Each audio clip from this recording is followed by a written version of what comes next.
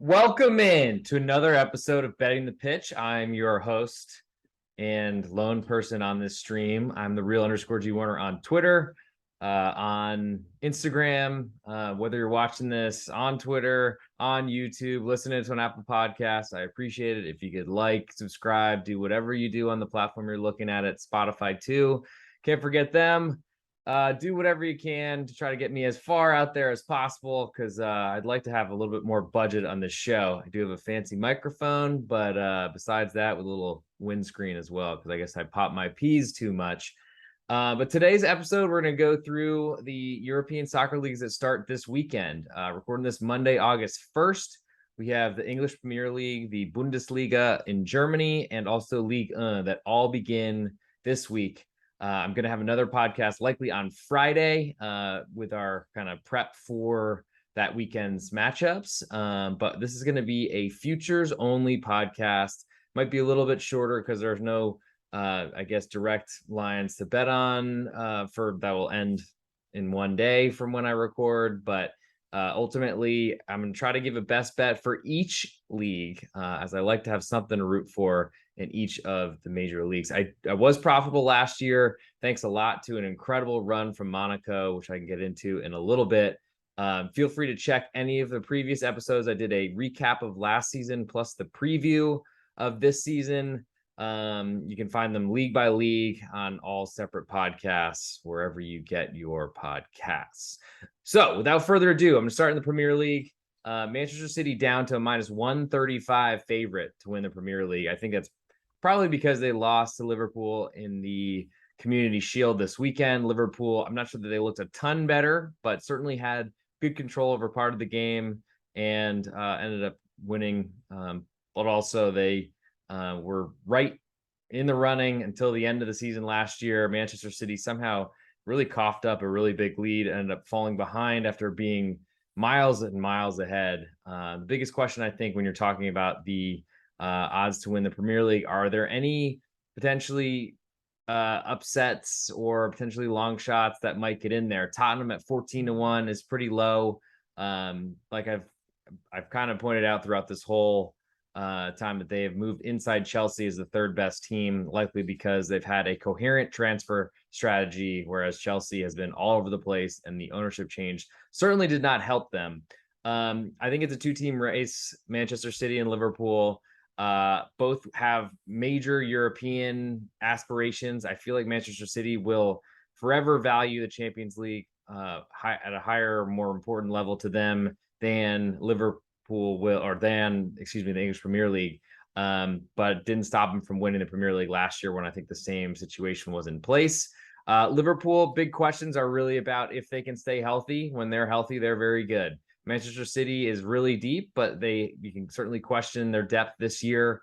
And also when they're trading Raheem Sterling and Gabriel Jesus for Erling Haaland, that's a big question because he has been unable to stay healthy in his whole career at Borussia Dortmund. The problem is, or I guess a little bit of difference here, is that he's a guy that gets beat up, gets a lot of tackles in Germany. Not that the German Bundesliga is a more physical league, but he's playing all the time because Dortmund is nowhere near as deep as Man City. I'm curious, and I wonder if there's going to be some rotation. I mean, Pep Guardiola is known for that, but that's based on having a really deep squad. I'm wondering what's going to happen this season.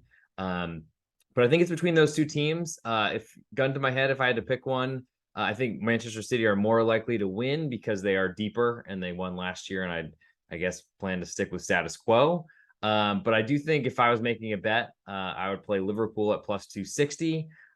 Chelsea went off about that price last year. Liverpool about 5-1 entering the year. It didn't end up paying off, but it was very close. And I'm sure there was some way you could have hedged out of it on that last final day. I still really like Liverpool. I love that Mohamed Salah. I mean, sorry for him and for Egypt not being in the World Cup, but I think that's huge for them to keep him as healthy as possible when they enter into the second half of the season. There's going to be a huge run of fixtures. I mean, I feel like ever since the pandemic, it's been that way, but especially with the World Cup basically taking off the month of November, it seems, or maybe late November, early December, there's going to be a big run of games. Depth of the squad is going to be tested. Manchester City probably still have an advantage there, but Liverpool are very strong. And I like them getting plus 260 gun to my head at the moment. In terms of other long shots, I think Arsenal at 28-1 might even finish above Chelsea, but we can get to that later. Manchester United seem to have lots of problems, and I'm not sure I'm a believer in Ten Hag. Though Ajax looked great in the Champions League last year, I think this is a very different animal. Newcastle then at 100-1, and we get into the abyss. All odds currently live on Bet Online as I'm recording this. We'll move from there to most EPL assists. Don't have much interest in this one. De Bruyne is a big favorite. Probably seems realistic for a team that should win a ton of matches, score a ton of points. Trent Alexander-Arnold being second at 8-1 seems really high. I mean, it seems like short odds for a defender to really play into that. So I think that's about as much time as I want to spend there. Next manager to leave, Ralph Hasenhüttl from Southampton at 5-1. Doesn't seem impossible because Southampton did not do a lot to bolster their team and they sold players. But I think at this point we need to trust Southampton and their recruiting abilities because they've done a really good job of staying in this league with a really low budget. Jesse Marsch, the American, is second at 6-1. Frank Lampard at 6-1 after that. I have a big feeling that Everton will not be playing in the Premier League next season, at least based on the odds that they're asking. I think they're going to be in a dogfight, and that's a big question. Marco Silva and Brendan Rodgers at both at 8-1, and Bruno Lage at 10-1. All very good possibilities. Don't have a strong lean there. I guess I'd probably say Frank Lampard because I wonder if he will see the writing on the wall and try to get out of Everton and go somewhere else to some other club. Now for, I guess, to win the EPL without the big six, that's a bit interesting. Newcastle is the favorite here at plus 210. I don't know how that's the case because I have no idea how Newcastle will score goals. I'm still waiting for those big transfers in offensively. Bruno Guimaraes is awesome, but he's not going to be scoring a ton of goals. If he is their leading goal scorer, they are going to have big trouble. West Ham at 425. They are the second most likely to win the EPL when you subtract the big six clubs. I don't hate that idea, though West Ham in Europe will certainly have some concerns with health and considering how many minutes that Mikel Antonio played last year. I'm very interested to see what Scamacca does, but I don't know that he was consistent enough at Sassuolo before he moved in. Leicester City at 6-1 have big questions, especially seeing their manager, one of the highest to be sacked first at only 8-1 on Brendan Rodgers. Leicester are not in Europe, and that's a big deal. We'll see what happens with Jamie Vardy and his health. But Aston Villa at 6-1 seem like a reasonable shout considering what they brought in defensively and kind of what we could see from Steven Gerrard, though goal scoring was an issue. And there's certainly questions about Ollie Watkins and Danny Ings, if he's still there, about what they can do offensively. Brighton 8-1, Crystal Palace 14-1. Think of the theme for a lot of these teams is how are they going to score goals? And if you're all considering that they all can't score, who has the best defense? And that might be Villa. We'll move next to, I guess, to win the EPL without Man City and Liverpool. Tottenham are favored there, so basically to finish third place, possibly. They're plus 170. Chelsea at 2-1. Manchester United 5-1. Arsenal 5-1. Newcastle 18-1. So you can see that there's a pretty big discrepancy between the halves and the rest of the league. I think Tottenham have done a great bit of business. Chelsea, I have big questions about. Manchester United, huge questions about, probably even bigger than Chelsea. Arsenal, I feel like they're maybe a value play there, considering I don't know that they'll finish ahead of Tottenham, but that was a big race last season, and Arsenal didn't really have a lot of experience to fall back on. But Tottenham have done so much in the transfer window that I don't think a lot of people expected to win the Golden Glove in 2022-23, most clean sheets in the Premier League. Ederson at minus 110 for Man City. Alisson plus 150. Certainly some health things will play into this. Alisson missing the Community Shield. I imagine he would have been in there if he could have. So that's a question. But you want to make sure you have a guy that's going to probably be on a winning team because they're most likely to concede 0 goals. Hugo Lloris at 9-1, a little bit further along. I don't know, not much for me to argue with there. I don't really care about PFA Player of the Year. We got some season handicaps. Okay, how about relegation? Bournemouth is the favorite right now at minus 200, a newly promoted side that we're safely in, finished second in the championship division, so didn't have to fight through the playoff. That says something, but they've done very little with their squad. They are worth the least amount of money currently on transfer market, just north of $150 million. Next are Nottingham Forest at plus 120, but they are up to 176 million despite a really poor start to championship season last season. Brought in Steve Cooper, and he took them up all the way through the playoffs and into the big league, the most expensive league in the world. Incredible. And they've done a fair amount of business, I got to say. Bringing in Taiwo Awoniyi from Union Berlin is a great move. They're going to play a counterattacking style. That's exactly what he did for Union. He was part of a two-striker system with Max Kruse for most of the season, and also Geraldo Becker, who's really good. And then he was kind of the big kind of fighter in the middle, I guess you could say. In terms of others who arrived, Nico Williams play right back at Liverpool, a big fantasy Premier League asset. And then I think Musa Niakate, the former captain of Mainz, that was a big grab.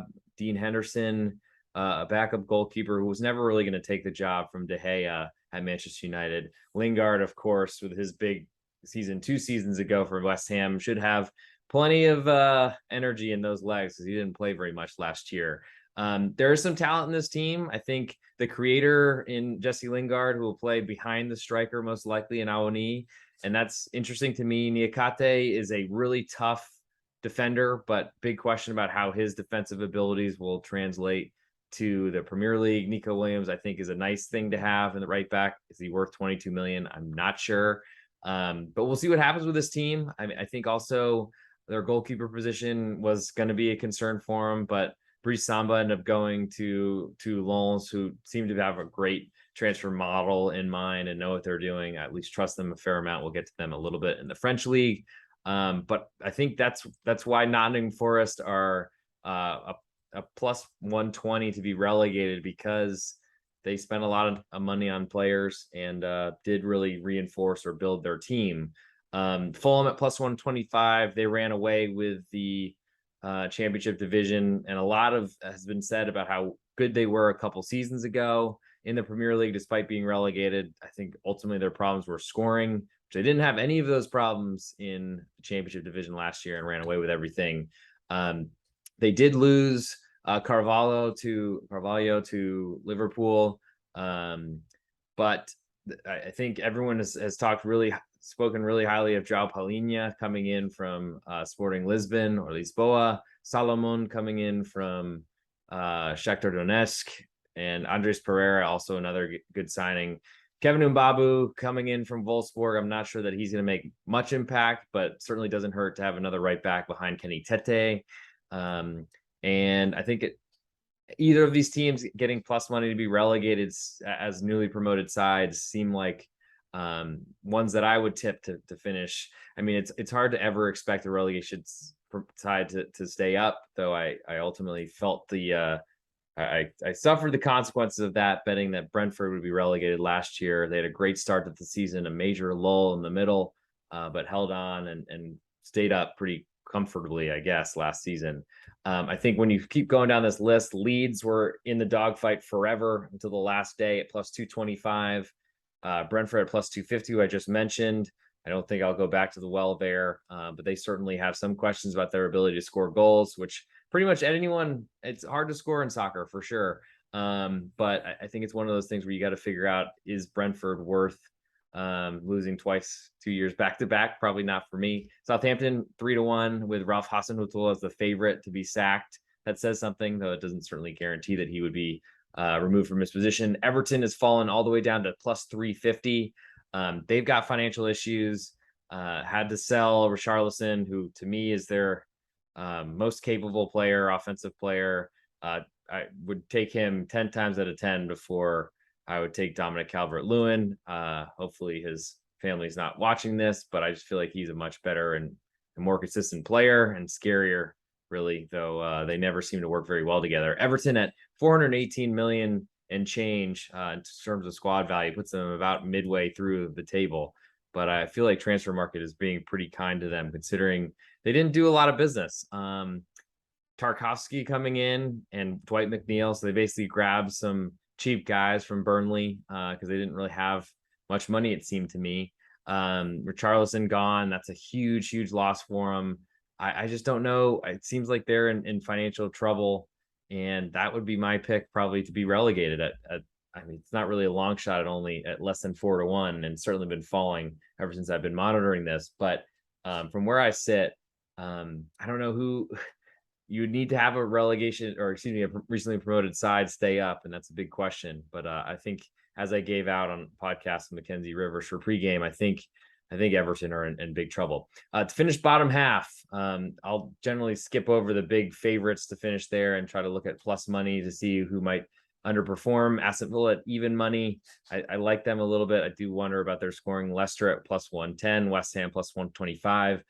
Newcastle plus 200 would probably be my pick because I'm not a believer. They do have a lot of money behind them and likely will be able to spend it if they don't in the end of this transfer window, but also in January like they did last season. But I don't see where the goals come from. So that'd probably be my interest. To finish top half, scroll down to the plus monies here. Brighton plus 125. I don't know how they score. I feel like they're selling Cucurella.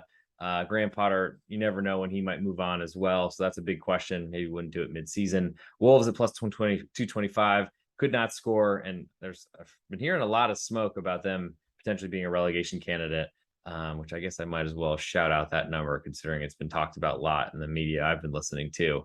And they are 5-1. So a little bit longer odds than Everton, who I am feeling might be the team that doesn't make it. But to keep going along those sort of lines, Crystal Palace at plus 225, and then we get to Everton. So in terms of the plus monies there, it's not really a lot to look at. I think if any, I pick Crystal Palace based on how dominant they were at home last season. And they get to start and kick off this Premier League season on Friday with a home game to Arsenal, which is exactly where you want to be to get off to a good start, just following the same way that Brentford did last season. As for a top four finish, again, we'll scroll to the plus monies. Manchester United at plus 165. Amazing how far this club has fallen. Arsenal at plus 165 is probably would be my pick. Then we get to 9-1 on Newcastle. Problem is, who is Arsenal going to bump out? Is it going to be Chelsea or Tottenham? Both are equally at minus 150 to finish top four. And then Liverpool and Manchester City are well above that, above minus 1,000. I think if it's me, I'm taking Arsenal to knock out Chelsea. But I don't know how comfortable I feel about that right now. And odds are pretty short for tying your money up for 6 months. Top six finish. Again, scroll to the plus monies. Newcastle at plus 250. I've already said I don't really like them very much. West Ham at plus 400 with European ambitions. Leicester at plus 425 with no Europe is probably my interest besides Aston Villa at 5-1. I do think I trust Leicester to score more, and you need to score to win points to climb up the table. Who would potentially fall out? I don't think Chelsea will finish below sixth. Manchester United, though, they have a ton of talent, but I don't really see the direction of that club. It would be such a fall, though. I'm not sure that would happen. Arsenal, I trust probably more than I should. I feel like Arteta will finally deliver on a big season this year. Top at Christmas, Manchester City minus 150. There is a little bit of a schedule difference because I don't think they're getting halfway through by the time Christmas comes, thanks to the World Cup break.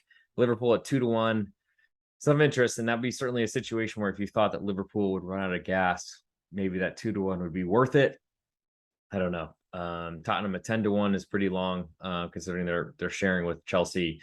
It's interesting to me that Tottenham is treated better in certain areas, but equal to Chelsea and others at this point with the season only a few days away. Top goal scorer, I think Erling Haaland at plus 275 as the favorite is very questionable considering his injury history and availability. I think that's going to be a big problem, especially because Liverpool, I think, have a shot to win the league. Haaland does not have the World Cup, which is big, but neither does Mo Salah at plus 450. Harry Kane at plus 550 is not someone I would pick, considering he didn't even lead his own team in scoring last year, though he should be on penalties. Haaland, I would expect to be, but we're not guaranteed of that. I like Mohamed Salah at plus 450 because he should take all those penalties, and I think he'll be primed and ready for a really good season, especially missing out on the World Cup. Top Midlands club, Leicester City is the favorite plus 140. Aston Villa slightly behind that plus 150. Wolves plus 350, and Forest plus 1 plus 1400. Excuse me. That seems like a pretty good toss-up between Leicester and Villa. I see defensively, if you're a defensive-minded person, you probably want to lean Villa. Offensive, you probably lean Leicester. I'm not sure there's enough there for me. Top London club, Tottenham plus 120, Chelsea plus 130, Arsenal plus 400. That's a toss-up across there. I almost feel like Arsenal has some value because I don't see Chelsea as being second most likely to finish top of London. And that will do it for the English Premier League portion of our broadcast or this episode. But we got Bundesliga and the League coming on next. Stay along for the end, and I'll give you my best bet there. We'll move probably next to the German Bundesliga, as I think that's the bigger of the two leagues.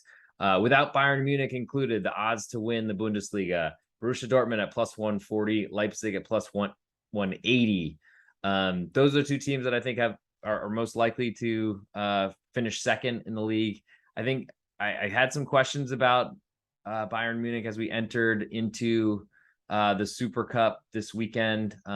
Still a lot of questions about Bayern, though their goal scoring was awesome and they took advantage of a lot of RB Leipzig mistakes. Leipzig had a big problem last year where they couldn't score goals and their defense was not good enough. They did end the year on a great run. They did sell some players, but they're really, really talented. And I think they're a really good player, or excuse me, really good team filled with really good players.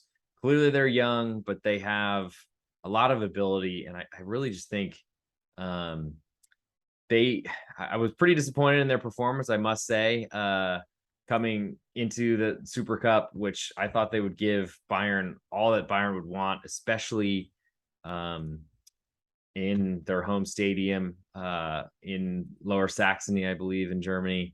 But it didn't go very well. And unfortunately, I now have a lot of questions about what their defense will look like. I think really, if in this type of line, you don't have to worry about beating Bayern Munich, but I think that's important to hold your own against them. Will they? I'm not sure. Ultimately, Borussia Dortmund, they had big defensive problems too, which I think you could maybe comment on kind of the league having problems like that. But Dortmund did bring in Süle from Bayern Munich and also got the big signing of Nico Schlotterbeck from Freiburg, who's a big reason for them getting to where they were. I think when you look at squad values, Leipzig are only 20 million or so behind Dortmund, so that's very, very close.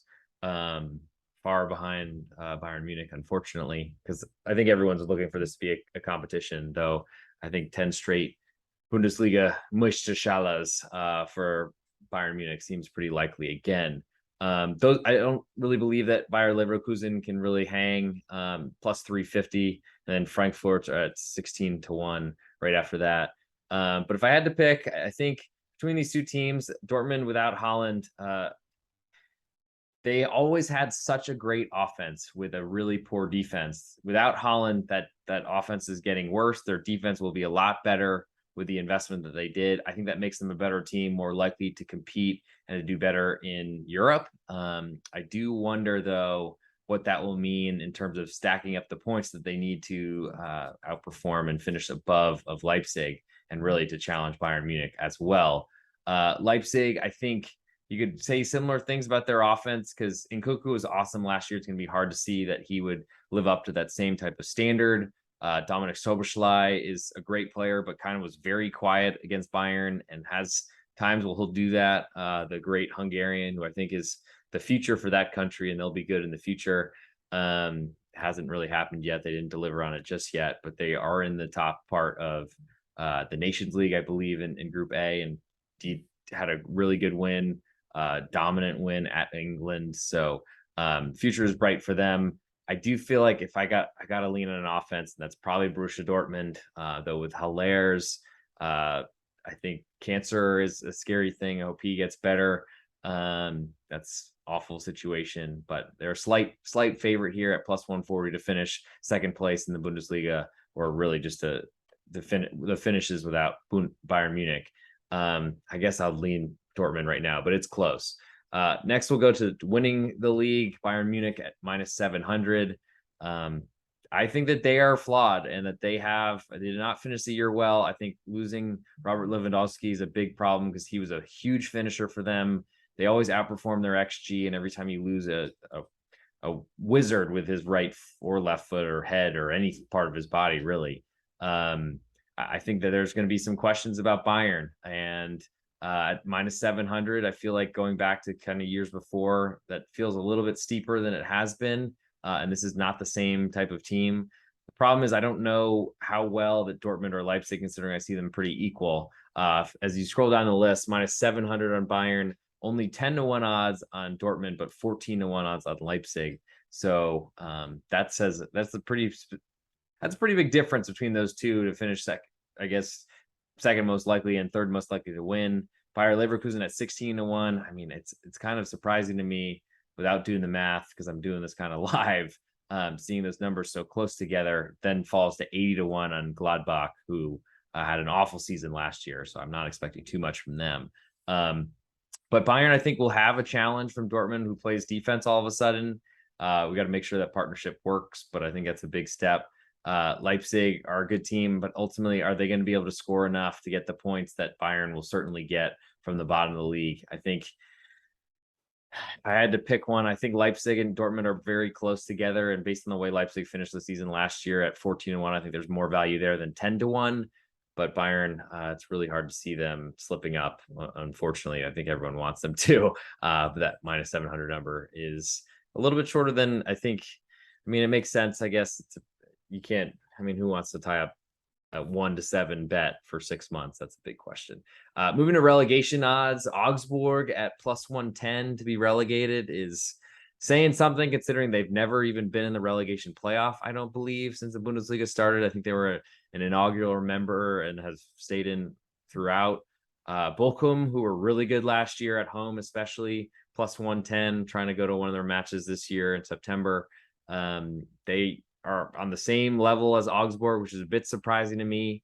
But ultimately, that's what happens when Schalke and Werder Bremen come up, and they are big clubs that have big budgets comparatively. Schalke, you know, they came up, won the second division, the Schweizer Liga, and but they had to really rotate their team. They did a lot to sell their pieces and to try to trim salaries. They certainly had some bad contracts, but sold Kabak to Hoffenheim. I'm not sure that was a terrible sale, because I'm not sure how great he is. Matondo's gone to Rangers. Bojuan is on a loan to Utrecht. I mean, those are some, but they did bring in Alex Kral, who just never seemed to get off the West Ham bench, which I think is important. Florent Mallet from Montpellier is a talented attacking midfielder, so I like that. I don't know really a ton. I mean, Brunner from Arminia Bielefeld certainly has some experience at that level, but I just feel like there's some limits to the ability that Schalke have. Harid's coming back from Marseille is important. So they do have a little bit of a French connection up front, and that's going to be important to them to see how they perform. I don't know that I really believe that they're that strong that Schalke do deserve to be ahead of these other clubs, but ultimately, I think based on the squad value of their team, it's pretty important. Bochum at only $42 million, or just short of that. Then Werder Bremen at 69, nice. Schalke at 72, and then Augsburg all the way up at 109. It's surprising to see the Augsburg in that position, but Ricardo Pepi, that big signing, did not work out for them, and we'll see if he gets some more playing time or what the heck happens to them. But that's certainly a concern. I do want to look at what Werder Bremen has done or have done to try to build up their team. So they didn't lose a lot. It seems like they held on to most of their important players, besides the defender Omer Toprak.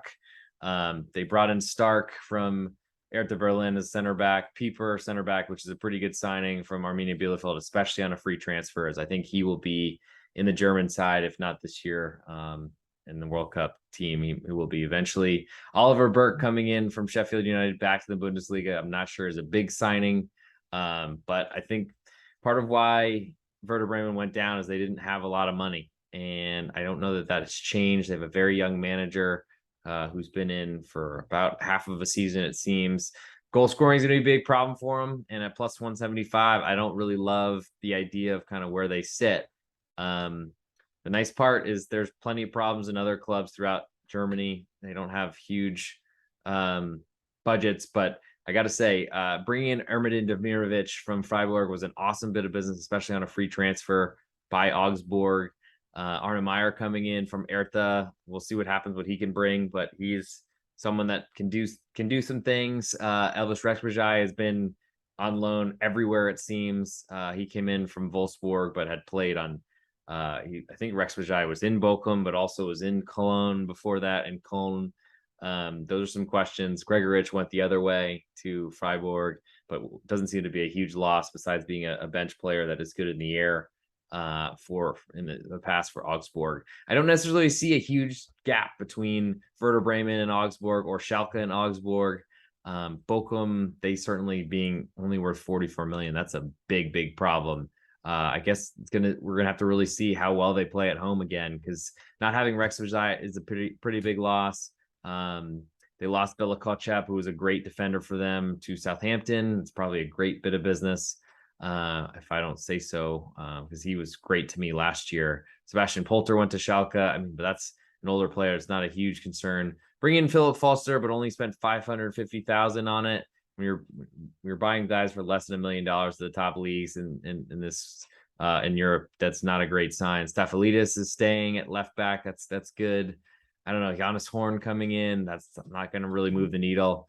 Seems like Thomas Rice has a big question on his hands to try to stay in the league again. Where did the goals come from? I mean, Antwi J is still there, is important. Holtzman is great. They have a lot of speed in the wings, but they're going to have to live on counterattacks, and they need to stay healthy, because when they had any sort of absences, especially in the central defense, or central defensive midfielder position and the center back, that's a big question for them. I don't know that Manuel Riemann will take any penalties this year, nor will be able to save as many shots as he did last year. There are some big questions, and I think it's probably makes sense considering they're worth they're worth so little. It's incredible how little they've invested. I wonder if there will be any signings that will be done, but I feel like at this point, probably not, with the season starting in only 4 days.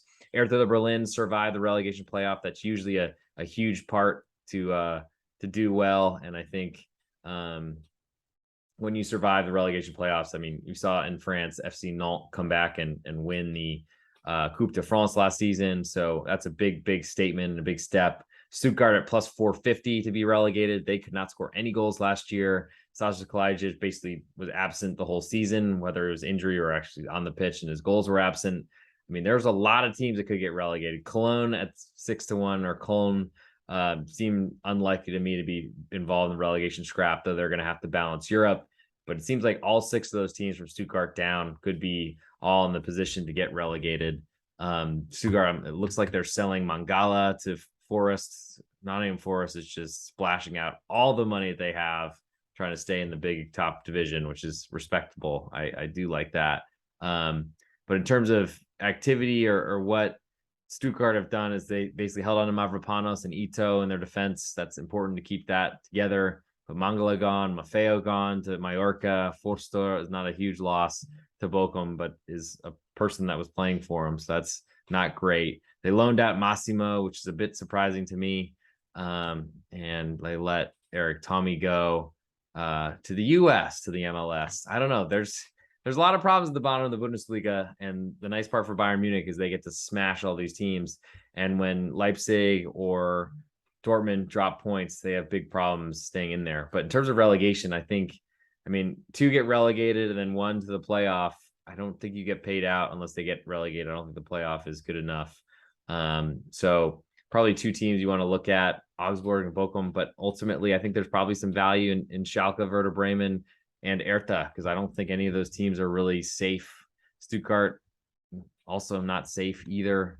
Hertha, what have they done to really help their team? I mean, they haven't brought in anybody. I think they've found that splashing money did not work for them. But Asasibar gone on loan to Cremonese. Niklas Stark, as I already mentioned, to Werder Bremen. I mean, they've been throwing the chips all over the place, trying to get as many people as possible in that team.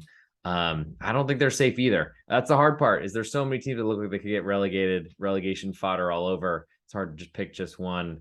I guess if I had to do it, who's getting relegated? I think Bochum is going to have a real trouble, but they proved they could play in the league, and I don't think they lost that much. So I'm going to say Bochum probably stay in the league. So to me, I don't know where this is coming from, but Hertha plus 350. They've been really struggling for years. They're certainly a team I'll be looking to bet against as much as possible, not to back. Top 4 finish, Dortmund minus 1,000. Bayern's not even offered. Leipzig minus 500. I'll skip to the plus monies, which you get all the way to 3-1 on Wolfsburg. Don't believe they have the offense to compete. Leverkusen will struggle probably with balancing Europe, but they can score goals. We know Leipzig and Dortmund can. Gladbach 3-1. Nope. Frankfurt have Europe 3-1. Nope. They have Champions League actually for winning the Europa League. Hoffenheim had the offense for it, but they really swooned the second half of the year. I don't know. I don't think there's anything there that I want to do with. Top assist, Thomas Muller plus 150. They're going to score 1 million goals for Bayern. So I think that's probably chalk right there. And Nkunku is going to score too many at 8-1. Probably not worth it. Moussa Diaby, I don't think he passes enough. He's pretty. Florian Wirtz has an injury. We'll see when he's available, and he'll be playing in the World Cup if he can. Not a lot there for me. Top goal scorer, Sadio Mane is the leader at plus 550, unless he's taking penalties, which he might, but he didn't really do that for Liverpool. He did for Senegal, so that's important. Patrick Schick at 10-1. He's always an injury concern, but was so good in the Euros and really buoyed the Czech Republic. If he could stay healthy, 10-1 is worth looking at. And Nkunku at 10-1 also is worth looking at, especially he should be on penalties. I imagine Schick will be as well. I think both of those players are worth a look. Adeyemi, who came in, God, they're back, unfortunately. Adeyemi came in 14-1, came in from Salzburg to Dortmund. That's going to be a big, he's got a big boots to fill, trying to fill in for Erling Haaland, but certainly possible. Andre Silva 14-1. Weird they didn't start him against Bayern in the Super Cup. Not a great sign there. Hard to really pick anybody that doesn't play for Bayern, I guess, because they're going to score so many goals. And that will end up closing out our Bundesliga for today. So now we'll move to the French Ligue 1, and I'll remind you that best bets are coming end of show, one for each of these leagues, going off the top of my head. And in France, we'll go to win the league. To win the league, Ligue 1, PSG minus 900, so slightly bigger favorite than Bayern, which I guess makes sense with Dortmund and Leipzig as capable teams to compete. I think PSG should be a much bigger favorite. I love Christophe Galtier. I think he's an awesome manager. If there's anyone that can harness what is going on for that team in that club, in that dressing room, it is Christophe Galtier. It certainly could go really, really poorly, though, I must say, because unfortunately, if things go bad, then they might go really, really bad. But we'll see what happens. It didn't work. I mean, they still deserve to knock out Real Madrid. They couldn't hold on. I think Galtier will be awesome defensively to make sure that those type of things don't happen, that they're able to stick around and try to hang in, hold on to leads that were being lost. I don't know exactly what to say about how to expect that to happen, but from where I sit, I think PSG are a huge favorite in terms of the next opportunity. And PSG won the league so early last year that really there wasn't much to play for, I got to say.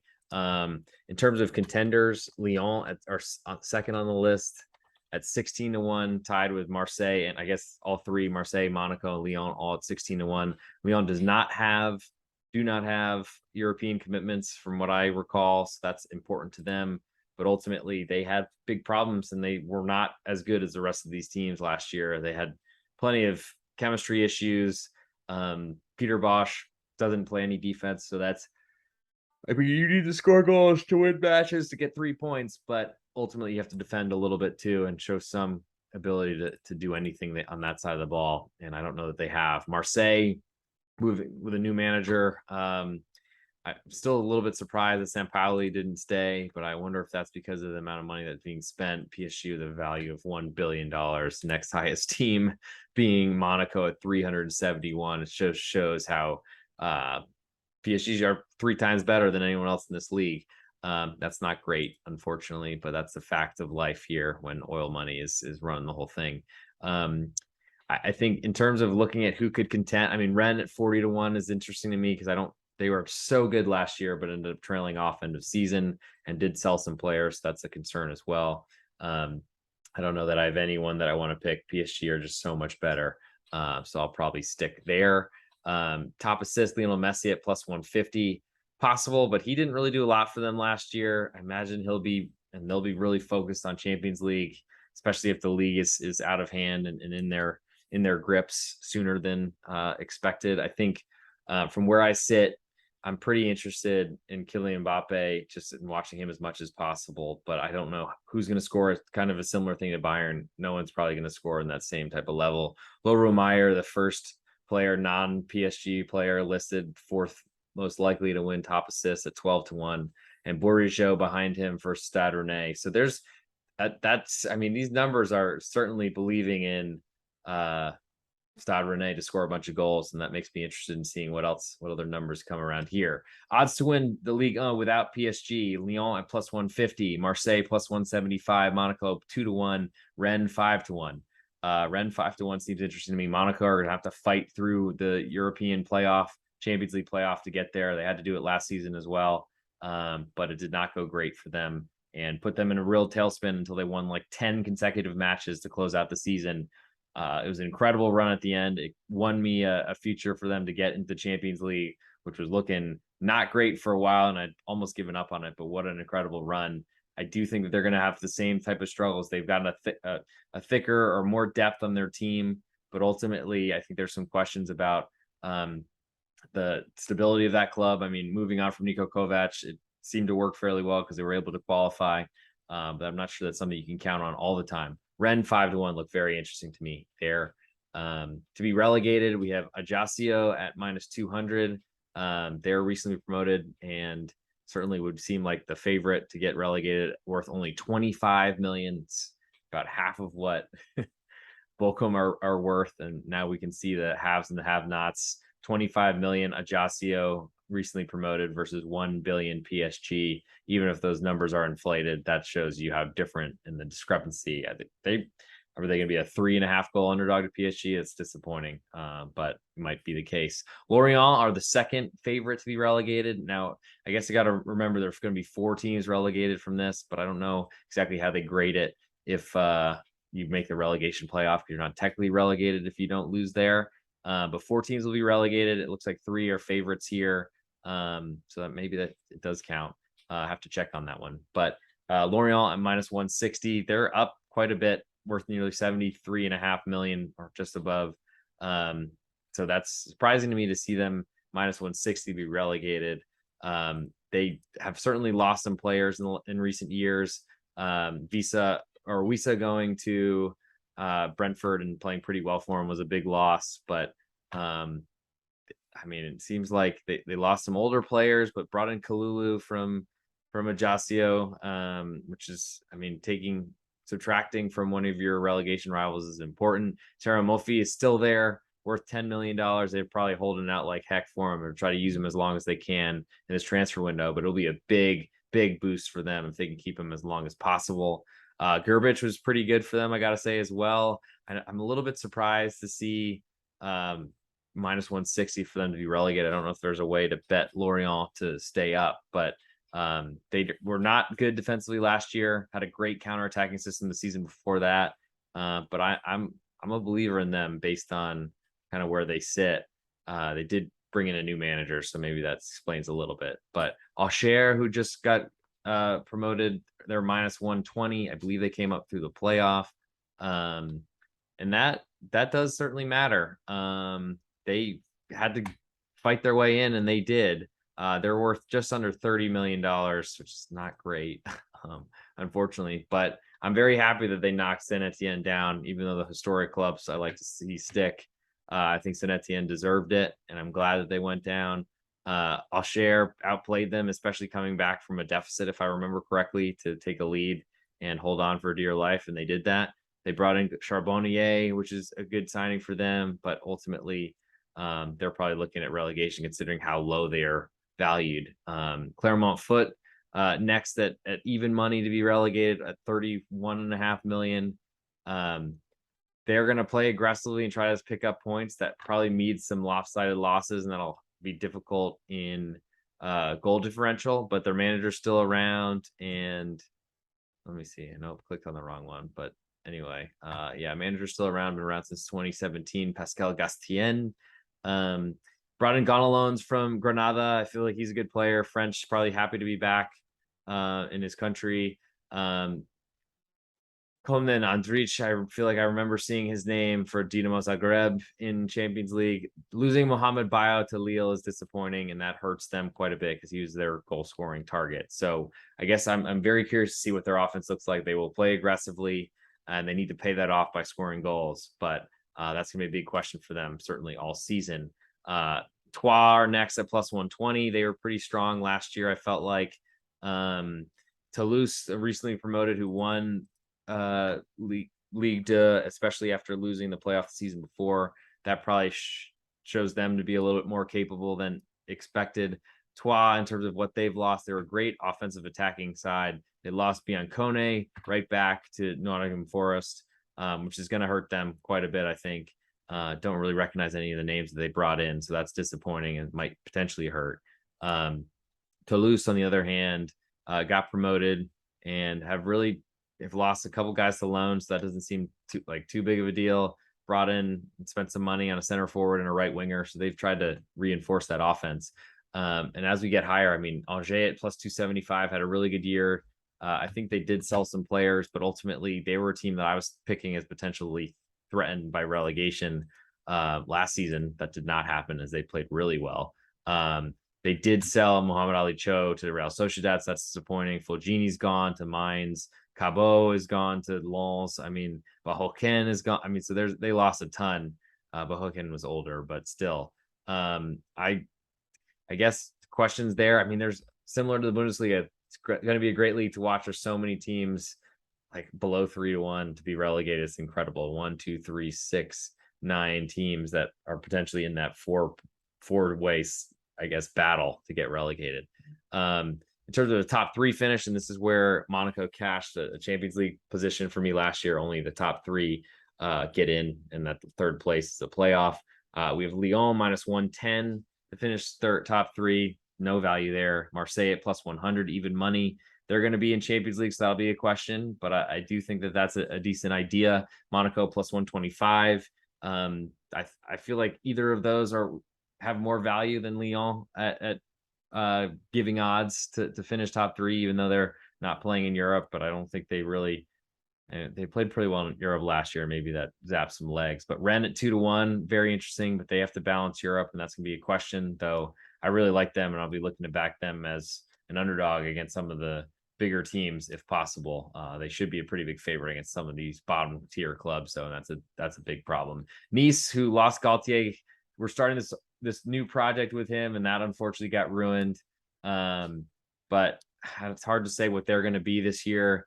I don't really believe in them as much, especially without Galtier, and I feel like they were pretty disappointing even with him at the helm. They had a good win knocking out PSG in the cup, but besides that, we're pretty disappointing. Beka coming from Lokomotiv Moscow is a good person to have in, along with Aaron Ramsey. They have a bunch of money though, and doesn't seem like they really splashed too much of that. Gasson going to Nantes is disappointing, but he's a little bit younger. Walter Benitez has gone to PSV. That's a potentially problem that they have to replace their goalkeeper. So I don't know how I feel necessarily about Nice. So I think a Rennes 2-1 or either Monaco or Marseille, depending on how you believe in their, I guess, ability to balance Europe is a big question. In terms of top 5 finish, we'll skip to the plus money. Rennes at plus 100 even money. I feel pretty good about that. Certainly balancing Europe is going to be a question, but Nice and Rennes both at even money. I don't really think Nice are the same type of caliber or quality. Rennes at plus 100 will probably be one that I'm going to look very closely at. I think Lens at 4-1 coming from outside, and we'll check what they are also for top 3 finish. Lens are 6-1. Problem is they're playing in Europe, and I'm not sure that they have enough quality in their side or depth, especially with their attacking game plan. It's always on the front foot. That's going to be a question for them. Top goal scorer Mbappe minus 200 is a pretty big number for a favorite, especially considering injuries and all the things that can occur. Wissam Ben Yedder, who was very good for Monaco last year, scored a ton of goals for them. 6-1 is next on the list. but PSG is going to be such a big favorite, and Kylian Mbappe is going to be running at defenses, putting them on skates for a very long time. So I think Mbappe is pretty safe to win that. I don't know that I would have made him minus 200, but certainly trying to prevent as much money as possible. So now we've gotten to it, the best bets portion of our show. Please follow me on Twitter, @thereal_G Warner, or on YouTube. I think my name's Griffin Warner on there. That's my name, actual name. But then if you see me on Spotify or on any type of platform, Apple Podcast, Spotify, YouTube, anywhere, like, subscriptions, 5-star reviews, whatever they are, wherever they are, I would greatly appreciate anything you can deliver. But anyway, I'm going to give a best bet for each, I guess, section now that I've gone through the first 3 of the 5 leagues, the first 3 that are starting this weekend, with matches starting August 5th, excuse me. Today is August 1st. I'll give you top 5 finish. I'll pick Rennes plus 100 from France. I think that they are a really talented offensive team that can really do damage against the bottom of the league, especially. But I think also the top part of the league, I think that's a huge part as well. And it's something you need to consider. I do have some concerns with them balancing Europe, but I think getting even money, even odds on a top 5 finish is something that they should get, and they deserved a lot better than that last season. It was disappointing that they didn't get there.